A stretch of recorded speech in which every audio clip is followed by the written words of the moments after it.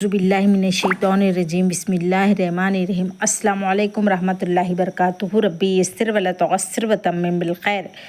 आज हम लेंगे तीसरा सबक। अब हम देखेंगे पहले पर क्या है। यहाँ पर देखेंगे हम बिंतुन मुअद्दबतुन यानी बाअदब लड़की के लिए कहा गया है। अब हम नीचे देखेंगे क्या है। यहाँ पर ज़ैनबु बिंतुन मुअद्दबतुन यानी ज़ैनब एक बाअदब लड़की है। अब हम उसके बाद देखेंगे क्या है। हिया तदरुसु फ़ी सफ़ी सालिसी, तदरुसु यानी पढ़ती है। अब हम पूरा तर्जुमा देखेंगे।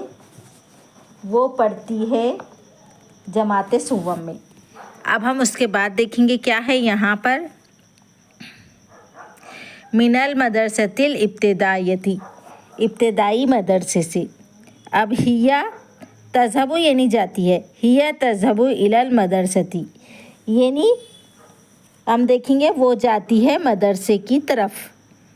अब हम उसके बाद देखेंगे फ़िल मियादी व तारजऊ मिन्हा फ़िल मियादी यानी वो जाती है मदरसे की तरफ वक्त पर, वो लौटती है इस मुकर्ररा वक्त पर। आज हम यहाँ तक ही लेंगे। इसके आगे के एपिसोड में हम आपको बाद में बताएंगे।